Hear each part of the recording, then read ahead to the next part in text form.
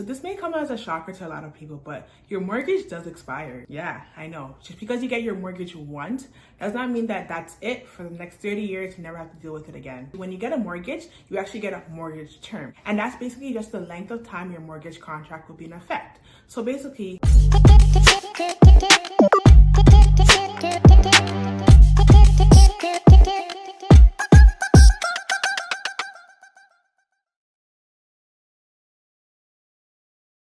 hi guys, and welcome back to my channel. My name is Abby and this is my hub, a place for young individuals looking to get educated in mortgages and real estate, build wealth, and elevate in their careers and their businesses.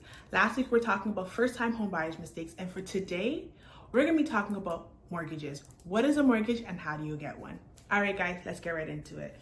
So not all aspiring homeowners actually have the full amount to pay for the property, which is totally normal. So if you have a house that's $500,000, not much people have the full $500,000 just sitting around ready to pay in full for this new property that they want to buy.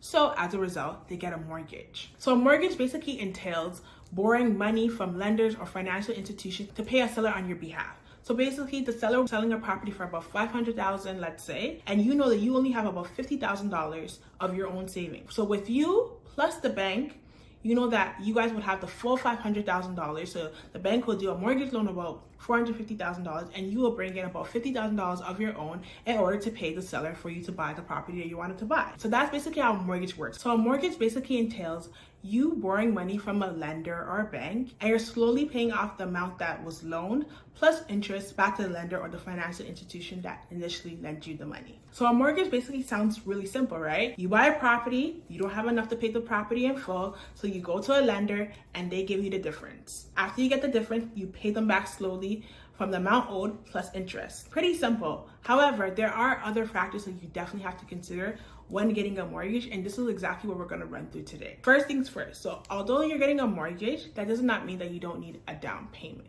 So because the lenders are giving you money on your behalf, it doesn't mean they're going to give you the full amount on your behalf. So you still need to come up with a down payment. So down payment basically works as a deposit.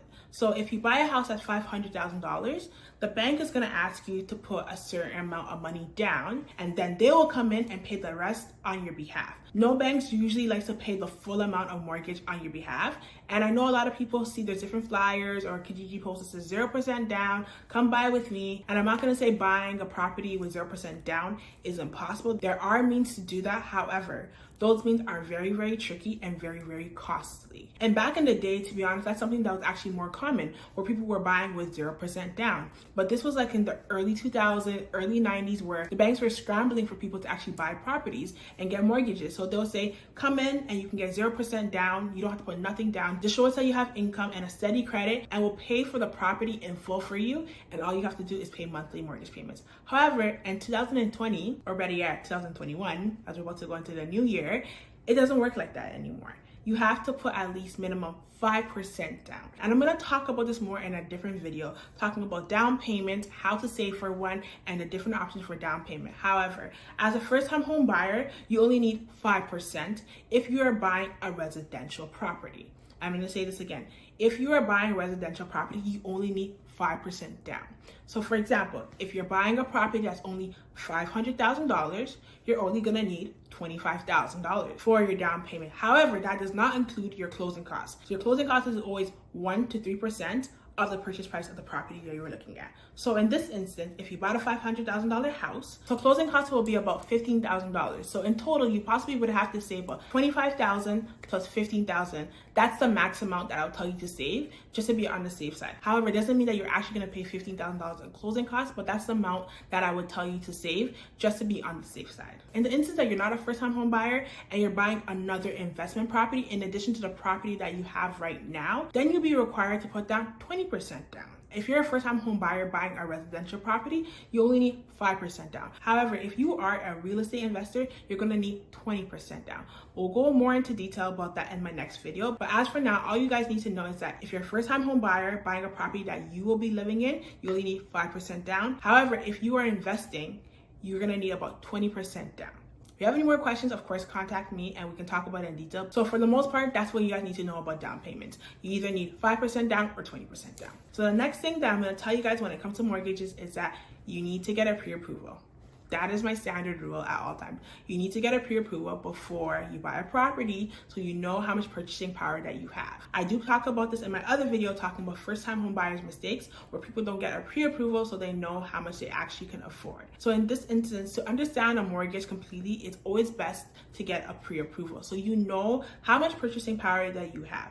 With this pre-approval, it's conditional. It doesn't mean that that's going to be a guaranteed amount. However, the pre-approval will basically guide you in understanding how much of a property you can actually afford, and based off of that, so when you're looking to buy a property, you know what price range to stay between. So that's why pre-approval are really, really important when it comes to mortgages, because you don't want to be in an instance where you bought a property and now the banks, the lenders, nobody wants to give you a mortgage, and now you have to go private and pay a high interest rate. However, we're going to talk about private mortgages and all those other factors, but for the most part, you want to make sure you're buying a property you can actually afford. So what do you need to get a pre-approval or to get a mortgage overall? So you're going to need 2 pieces of ID. You're going to need at least 2 pay stubs. You're going to need a job letter. You're going to need a steady job. You're going to need 3 months of bank statements showing where your down payment amount is. You're going to need proof of income, which is basically your job letter and your pay stubs as well. And then we're also going to get a verbal confirmation from your workplace to state that you actually work where you say you're working. So you're also going to need a list of your debts and assets. So basically, whatever loan that you have on your name, we're going to need to know all of that for your pre-approval. So all that information is definitely also needed when we actually put in the application for the full approval of the mortgage. So for the pre-approval, you definitely need these documents. And then when we do the application, most of the time, if you bought the property not too far along after you got the pre-approval, then we can still use those same documentations for your application. So also to note that your credit report is very, very important. And notice how I said credit report and not credit score. And not to say that credit score is not important, but that's basically just a surface level understanding of what your credit report really is. So your credit score kind of reflects what's on your credit report. However, lenders take a deeper dive looking into your credit report before approving you for a mortgage. So it's not just having a credit score of 680 that will get you approved for a mortgage.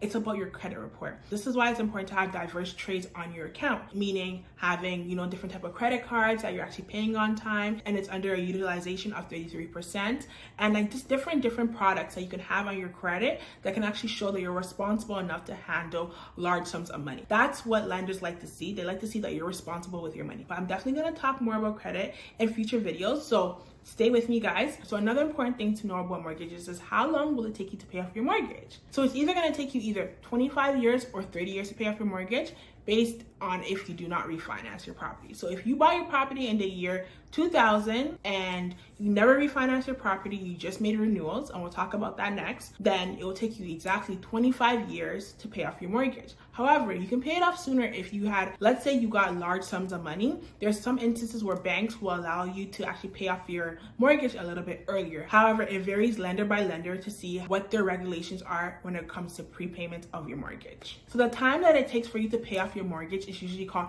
amortization. You usually have either 25-year amortization or 30-year amortization. So that's what's more common in Canada, having 25 or 30-year amortization. Let's say that you bought a property in the year 2000 and you're still living in that same property, you would have been finished paying your mortgage in the year 2025 because you had a 25-year amortization. In a 30-year amortization, you're paying a smaller amount monthly or bi-weekly. However, it's going to take you a longer period to actually finish paying off your mortgage because you're paying more interest on this property. So this may come as a shocker to a lot of people, but your mortgage does expire. Yeah, I know. Just because you get your mortgage once does not mean that that's it. For the next 30 years, you never have to deal with it again. When you get a mortgage, you actually get a mortgage term. And that's basically just the length of time your mortgage contract will be in effect. So basically, that can range from just a couple of months all the way up to like even 10 years. But the most common mortgage terms actually varies from 1 year to 5 years. However, there are extended mortgage terms that can go up to 10 years, and some of them can go as low as 3 months, 2 months, depending on the lender you're going with.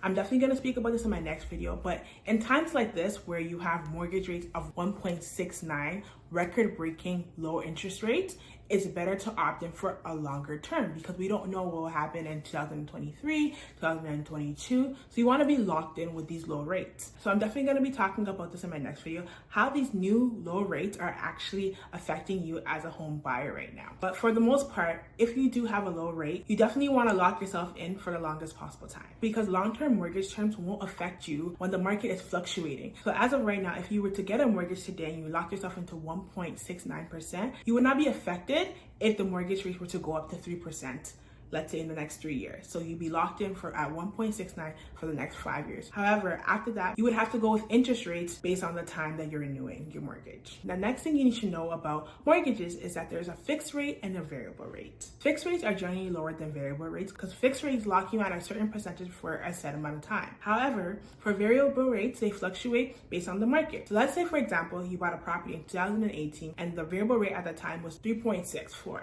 Let's just say. So if your variable rate was 3.68 in 2018, because all the rates have dropped since the time you got your mortgage in 2018, you wouldn't be paying an interest rate of 3.68 because the new variable rate is going at about 1.70. Even though you started off your mortgage with a higher interest rate of 3.68, in today's day, you'll be paying 1.70. So that's the benefit of variable rate, is that it goes up and down with the market. However, if the market were to go right back up, your interest rates will also increase. So with a fixed rate, you have a guaranteed interest rate that will stay intact until the end of your contract. However, with the variable rate, it fluctuates up and down as the market goes up and down. So the next thing to know about mortgages is how frequent will your payments be? So there's payment schedules. So based off of the type of mortgage or lender you're going with, you can choose to say if you want to pay your mortgage weekly, bi-weekly, or monthly. Usually, the quicker you pay your mortgage, the less interest that you incur over the year of paying off your mortgage. So it is better to pay it bi-weekly or weekly if you can. However, a lot of people like to do it monthly because it seems easier for people when they're tracking their expenses. The next thing you guys should know about mortgages is that there's conventional versus a high ratio mortgage, meaning that if you put less than 20% down for your down payment, you're considered to have a high ratio mortgage,